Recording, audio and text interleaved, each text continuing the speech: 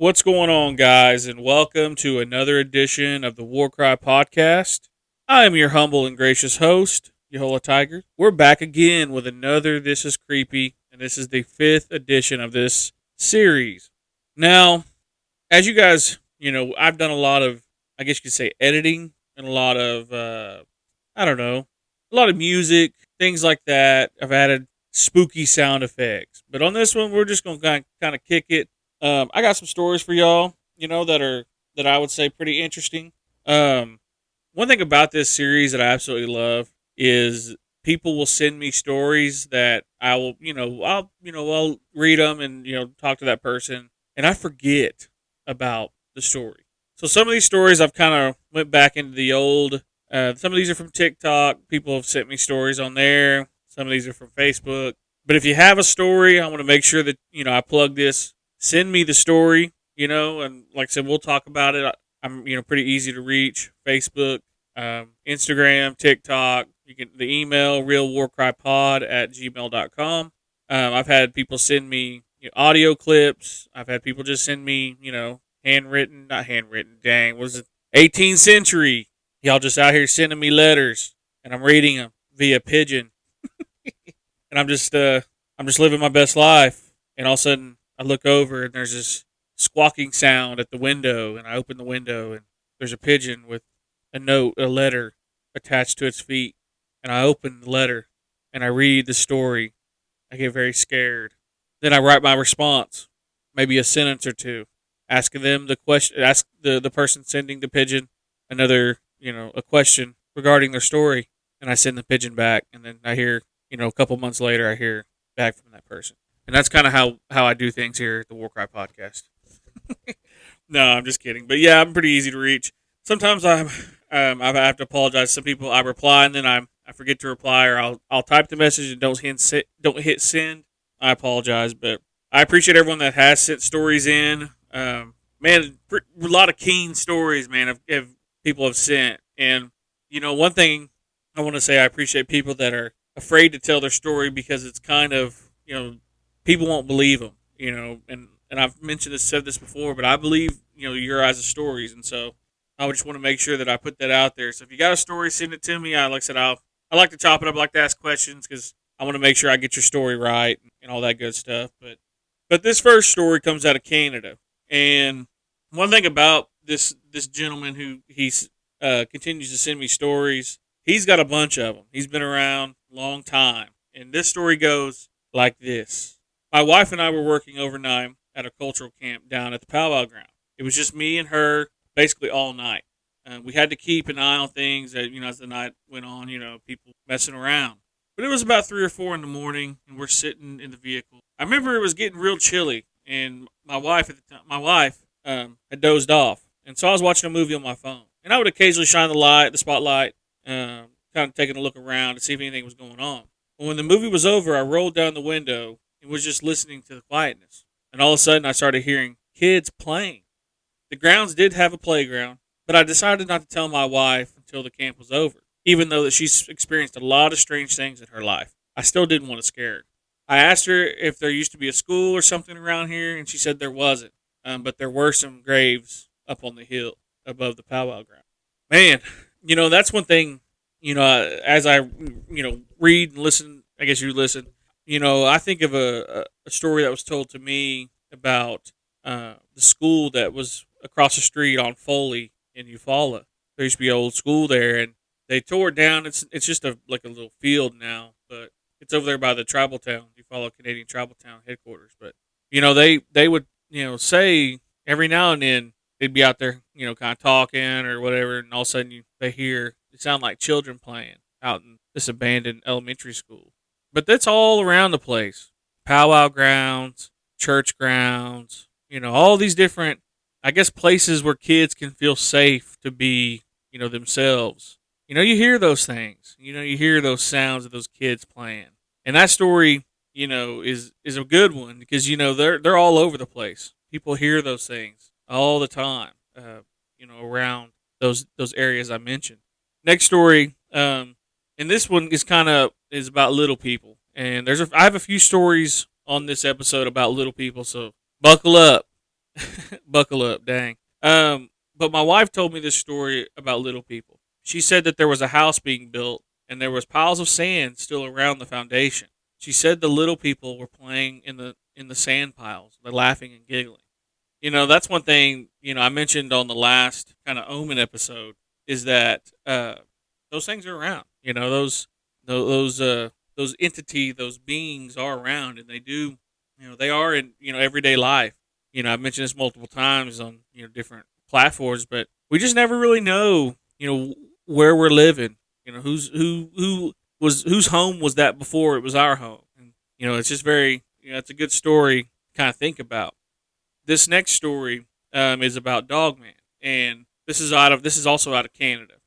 I have heard a story about a dogman being seen by a cemetery here in Canada. This guy that's from around here was walking down the road by the cemetery when he had seen what he described as a big wolf, but it was looking kind of like a dog too. It had come out of the ditch onto the road, and he described it as being really, really big with big red eyes. It was on all fours, but then it stood up on two. He said he would never forget those red eyes.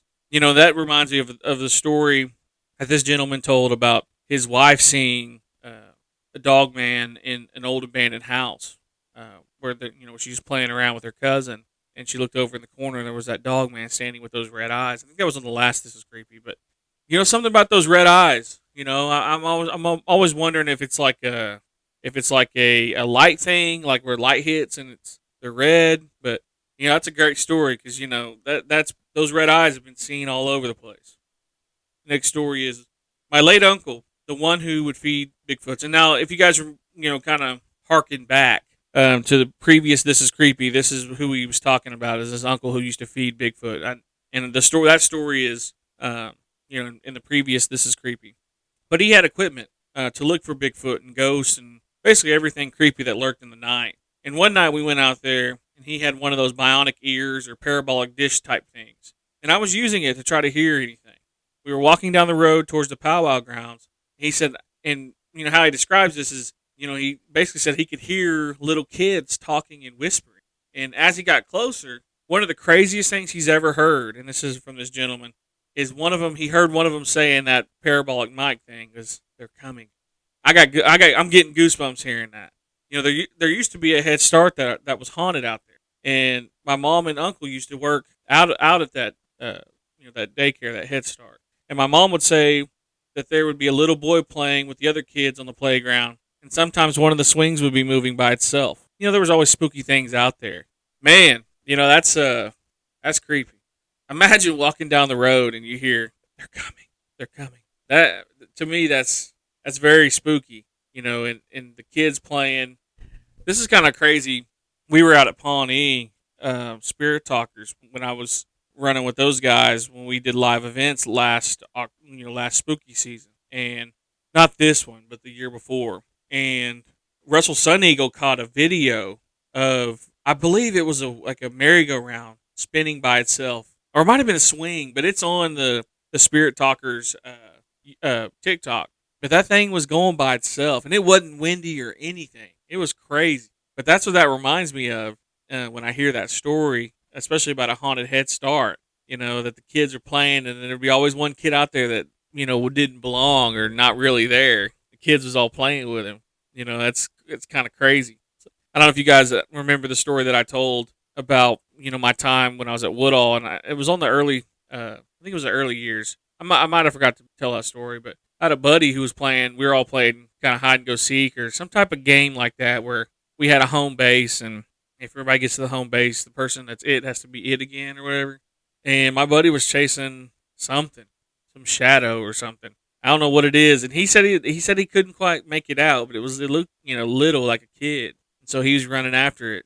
He couldn't quite catch it, but when he made it back to the home base, he realized everybody was there, and he was chasing something that wasn't really there, I guess. But that's a great story, and I appreciate him sharing those stories. The next story goes, when I was listening to one of the pods, I got reminded of a story I was told by my ex's uncle, and he really had some good stories. Whenever he would visit, he and I would share stories, but he always had a lot more to share. One that he told me really creeped me out. He said him and some of his friends were taking the back roads back after a softball tournament.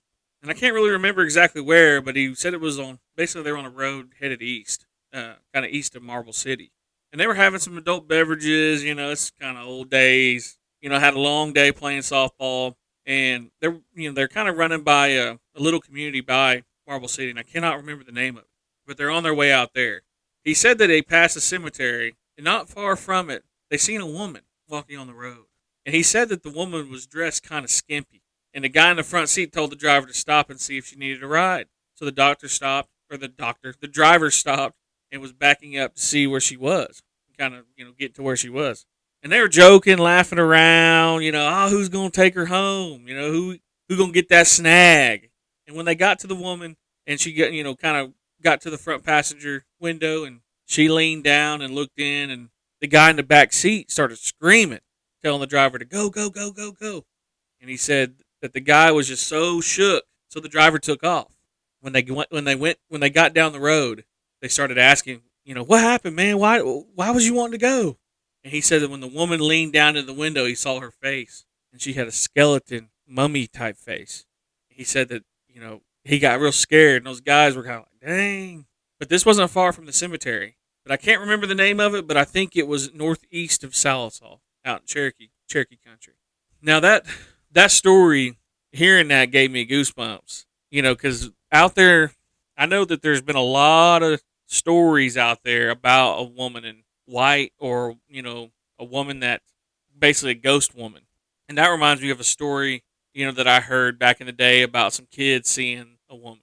And like I said, that's a very common thing. It kind of reminds me of a story that was told to me by a friend of mine when we were young guys. He said that basically him and his dad were coming back from wherever, and there's a road out in Tahlequah, outside of Tahlequah, and I can't remember if it's called Pumpkin Hollow, or it's not Sleepy Hollow, but it's something hollow. And if you're out there in Tahlequah or outside of Tahlequah and you remember the name of that road, but they said that they saw a man with no head out there, and it kind of reminds me of that. But people see that all the time out there, but people also see, like I said, the woman in white, or a woman, kind of not dressed appropriately, especially if it's cold outside. That's kind of another weird thing that if I saw that, I'd be like, nah, I'm good. You want to freeze out there if you real. If you real. I'm not stopping. It kind of reminds me of a story. And I'm kind of getting off a tangent. Like I said, this is creepy, but, I wanted to keep this kind of in a way that, not more produced, but more just kind of having a conversation or talking. But my dad, one time, this is back in the late 90s, early 2000s, and I remember being a young guy. My dad had this white, it was like a real kind of, real beater car, man, just tatters. But we were driving by Sequoia, and my dad picked up this guy, Sequoia High School, and my dad picked up this guy and basically gave him a ride. And we were like, and when we dropped the guy off, I was like, Dad, do you know that guy? He's like, no. But they would pick people up back in the day. That's just kind of how they were. And I might have told that story before, but when I think of the woman in white, I think of that story of like, man, why are you picking that person up?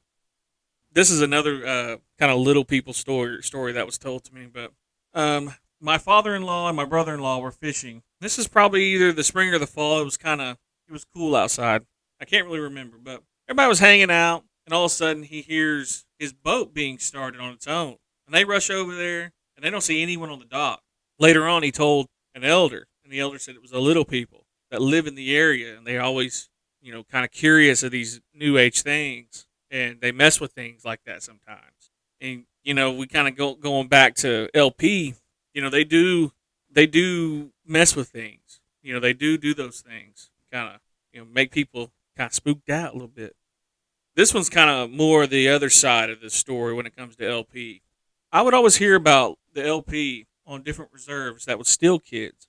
My story was when I was walking alone in the bush, and this is out of Canada, by the way, and there were little people following me. I swear they're about 12 inches tall, really, really small. But every time I was alone in that bush, I would hear them running beside me. I tried telling my mom, but she didn't believe me. She was trying to tell me it was a bobcat or something like that. But I know it was the LP. And, that's one thing that when you get to the other side of those LP, that they've been known to take kids. That kind of goes back to that old lore with, I believe it is the Irish or the Scots when they talk about the changelings, taking kids and things like that. That's been around for a long time. It's been with native people. Scots believe, or the Scottish believe that. I know the Irish believe those things. It's kind of your European type people believe that. Highland type people. And, it's kind of a crazy thing. I've heard different stories of them making people, kind of follow a trail and be gone. On the last episode of my early years, middle school years, I tell a story about kind of missing time and being let off and getting lost. If you haven't heard that story, but yeah, they do those things. They do. They call them I don't want to say bad ones, but I guess really they are kind of sinister, kind of more of that nature of those LP. Now this is a snake story, and this one I find very interesting. This is out of Canada. Shout out to people in Canada listening to the podcast, sharing their stories with me. I appreciate it. Shout out to Red Scares. He's out of Canada. All his people come over here and start sharing this. I don't know if this person told me this story is listening to his podcast, but I've been getting a lot of people from Canada sharing their stories, and so shout out to people out there. But this is at Lake Winnipeg at Patricia Beach. My friends got pulled under the water and almost disappeared into the water. I had to swim out to go get them and almost drowned myself. There was no wind that day, but they were inside a pool that we blew up. Dang, that's real res. If you want to talk about real res, you blew up a pool and used it as a raft, man, that's res. But shout out to them for that. I mean, that's a good idea though, low key. But at the beach that day, I saw something in the water, which I thought was a massively long fish. It had kind of a greenish, muddy, dark hue to it, but it was really scaly and it had a hump which breached the water. I thought it was somebody doing long breaths and going under the water and swimming and resurfacing, but it never came back up. And then 30 minutes later, my friends were being taken out by some random current, and my other friend and I had to go out there and get them. They tried to pedal back, but something was pulling them out further. Once we got there, I remember feeling a log or something for a quick second under the pool. Basically when we were trying to kick back and swim back to the beach. And my other friend and I didn't go out there to bring my friends back. They probably would have been pulled out to the middle of that lake. And who knows what would have happened to them. And it was such a freaky thing that happened to us. I mentioned that, about different, lakes here. And, people always trying to find a reason, of why people drown. And, I had somebody on the YouTube comments, saying that, it's the undercurrent. But, man, there's something to it when you feel like you're being pulled. And for him to feel a log, kind of a real, sturdy kind of outline on that raft or that pool raft, pretty interesting. Those snakes are out there. They do those things. They pull people. And, if you guys hadn't heard the interview with Red Scares, he told us a keen story about, that the medicine of those snakes and people that use those medicines. But thank you for that story. That's a very good story. It's kind of real creepy. This next story is a Bigfoot story. This was a long time ago when I was 18. I was driving past the garage dump to go cut wood. It was in the evening time, probably about 7 o'clock. It was in the fall around October. And the entire time that I was out there, I felt like I was being watched. And I went to start my truck and head back home. I told my brother, and my oldest brother believes that it was in the same place where he heard a roar and saw, this big kind of black, brownish colored hairy creature. It was real foggy, and, he got real scared because of the atmosphere, and he headed back to his truck and left. And I also had another friend who heard that roar as well in that same area. There have been sightings in our town. Our town is very small, but it has its sightings. That's pretty interesting. He didn't really describe the creature. He just said he could just see the hair, and it was just blackish brownish. And it's a really kind of creepy, type of sighting because we don't know what that was. If you don't know what it was, it could have been Dogman, Bigfoot. He just saw a real big hairy creature. He described it as being like 8 foot tall. I just couldn't imagine, man. I've never seen the creature, Bigfoot. I've had my encounter with something that roared at me, but I just can't imagine seeing a creature like that, man. And if you got a story and you've seen it, man, like I said, reach out and share that story. I can, you can remain anonymous, but it's just creepy, just real creepy. These next two stories, I received them via TikTok, and I'm, in the I think it was Omen's episode. I talked about doppelgangers, and seeing, you're basically someone seeing you in a place that you never really visited, you never been. And these two stories I find are very creepy because if you're getting mistaken for someone else and people think that you're someone else, to me that's just creepy. That's just the creepiest thing because that person could be you, just acting like you and using your identity and or your evil twin or whatever it is. But this first story is, she didn't really give a lot of information. She just kind of gave, kind of a brief story, and this is not, like I said, not a very long story. But I have lived in a town with my doppelgangers. Or she's lived in two towns with with two doppelgangers. I literally almost got a shirt that says my name is not Michelle. And to be honest with you, I believe I have several. Those stories will be for another time. And one thing that another kind of description thing was basically that people are mistaking her in different places as this other person, and they're saying that this is her. It's kind of crazy, especially to have to say that people you might have multiple. Man, crazy. The next story, I have one in my hometown. I have a handyman type of employment, and I went to install a satellite for this family. And the guy who lived there, his stepmom swore up and down that I was her stepson. I'm glad that I never met him because I didn't know that it was German folklore and that they believed that it could bring harm to me. In that episode, I mentioned that the Germans believe that if you meet your doppelganger, that leads to your demise. And another kind of thing to that story is like she would not, like she was like wondering why, he was there, like why her stepson is installing this satellite, and that's just kind of crazy. Yeah, that someone that your people believe that you're. I just think that's so crazy. People think that you're someone that you're not. And if you haven't heard that doppelganger, it's in Omens. I think it's episode 43. I can't exactly remember the number, but it's the Omen episode. They talk about owls and different type of omens that have kind of gone on in history. But this last story that I'm not going to tell, but it's from my dad. He tells a story about my grandpa and I think it was a friend of his, but I'm going to play that now. Yeah, this is a story my dad told me. I guess it's probably over 60 years ago. He's gone now, and him and his cousin were playing. I don't know if it was the Dry Creek Bred or maybe just at a creek. It was west of Eufaula, and they were having a good old time, jumping up and down these tires and stuff, and just doing what kids do. They were probably, I think they were under 10, and everything was fine and until the tires moved and realized it was one of those big snakes, big horn snakes. I don't know if he actually saw the head or whatever, the beard, whatever, but it was one of those big snakes. And I guess time's gone by, and my dad asked his cousin about it, and his cousin had no memory of it. It's one of those funny things. Thanks. Congratulations on your 1 year. Yeah, that's one thing about those snakes.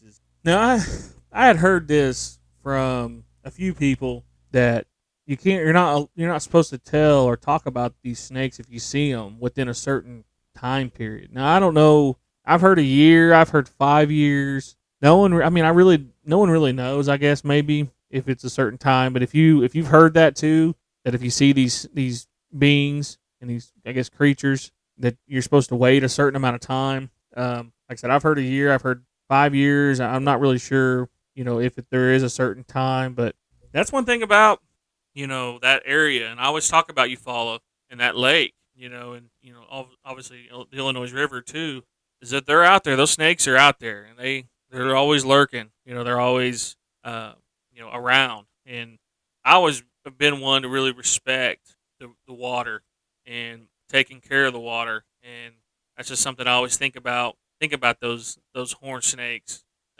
Eventually, I'm gonna do a Q&A episode talking about the different questions I get. I've been on different shows, and I've been basically kind of talking about different things, and people ask me like, "Well, what about this? What is this? Or what is that?" And eventually, I'll get to a Q&A. That might be something I do in 2024, maybe like a short little 10-minute episode maybe like once a week or once every other week or something like that, about maybe about doing a YouTube exclusive, maybe go live for like 10 minutes explaining and just kind of the question and explaining kind of what I've heard and experienced about certain things. But like I said, if you've heard something like that where there's a time limit on when you're supposed to talk about these things, let me know. Um, and like I said, that's an old story. That's a 60-year-old story. And I miss my grandpa. I miss him. I think about him a lot, just for the simple fact that I'm being a young guy and him telling these stories, and he has. I may have to ask my dad for this, and I may have to get permission from some people. He has books. I mean, piles and piles of books about stories from McIntosh County and Cherokee County. He has these stories that people told him, and he wrote down so he would remember them. And I want to do like a, I want to share those stories because those are very important stories. Because there's just certain times that things I can't remember, or like something will remind me of what he said about this, or what someone told him about these, a certain entity or being. And but if you have some of that information, please share it with me. I won't, if you want to keep it on the low, just let me know. I won't share it, but I'm very curious about these things, and passing it on to my kids and people that ask, because these Native American beings that've been around for thousands of years, they're affecting non-natives now, because non-natives are moving into these old lands. And I've had people ask me about LP and what do they need to do to get rid of it, and it's like you can't. Sometimes that's their home. They've been there a lot longer than you have, and I have to explain that to people because people just want to go out guns a blazing, or doing different things. But like I said, that'll be something that I'll do later on. When it comes to those questions and those different types of things. But this is Creepy Part 5. Was another banger. I appreciate everyone that has shared those stories, and I try to keep them as close as I humanly possibly can to exactly how you said it, and that's kind of what the goal is. And if you want to come on the show or on the on the podcast and share stories or just talk, please shoot me a message on Facebook or email me at realwarcrypod@gmail.com. 2024, I'm going to be doing a lot more guests. I'm going to be bringing back some people too as well. I had somebody tell me that they wanted to hear the rest of that Red Scares Dono story about seeing that tall man being. And I know Dono's kind of working on his thing, but I'll definitely have him back talking about his story. But like I said, I appreciate everyone that has supported the podcast, and I appreciate everyone that shares what they think about the podcast, especially in 2023. It's been over a year of the podcast now, a year and 1 month, I think is what it is, or 1 month and a half, whatever it is. And I can't say enough how this year has been it's been a really tough one. I'll be honest, with certain things that my personal life and just really in general. But the podcast has kept me going, kept me strong. No, but it hasn't been too terrible of a year. I just with 2023, I learned a lot. Just who I am and who I'm trying to be or continue to be. I'm not trying to be fake or anything, but I want to be better every day and try to do things right and not be a knucklehead. Because I'm a knucklehead. It's just what it is, or I'm a reformed knucklehead, I guess. But like I said, 2024 and this dropping New Year's Day. Technically, I guess this will be the first episode of 2024. But I wanted to wish everyone a happy New Year. And what I said on the live stream, don't be those people. I'm trying to get my workout in. I'm trying to not be so fat all the time. I've been working out the last couple months. But if you're going to the gym and you're clogging the gym up with your New Year's resolution of trying to slim down, you're killing me, Smalls. You're absolutely killing me. Because I'm trying to get my workout in. I'm trying to get fit.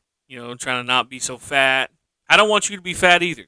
But what I need you to do is go to the Redbubble account, the merch store, buy yourself. If right now you're like an XL or like a large, buy yourself a 3X. Go do that. Because if you wear bigger clothes, people can't tell that you're not where you want to be in terms of your fitness. Be like me. I wear a size too big, trying to be looking like I'm losing weight. No, I'm just messing with y'all.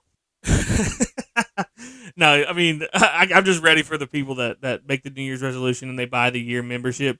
Don't. This is my advice too. When you're getting a gym membership, get the month to month. You're paying more up front, but you're not getting hassled with the annual fees and all that stuff. Depending on the gym you go. Gym I go month to month. Cause y'all not gonna play me like that. I've already had to cancel 2 1-year memberships to do different gyms. Not doing that again. Month to month is where to go. I know you're paying more up front, but hey, you can cancel whenever. And they're not going to keep hitting your credit card bill and all that good stuff, or your debit card bill, your bank account, whatever it is. That's just my advice. But hey, it is what it is, I guess. But with that being said, Happy New Year's. I hope everyone is safe, comfortable, and continuing to be better. Every year we get a year older, we lose people, family members, friends, classmates. But and it's also a time to reflect on those that we have lost. But at the same time, we always want to move forward. And I appreciate everyone that continues to support the podcast. Like, share, subscribe, tell your mama, tell your daddy, tell your grandparents, and then share your stories. And like I said, continue to support the podcast. And I appreciate it. Happy New Year, and I'll catch you on the next.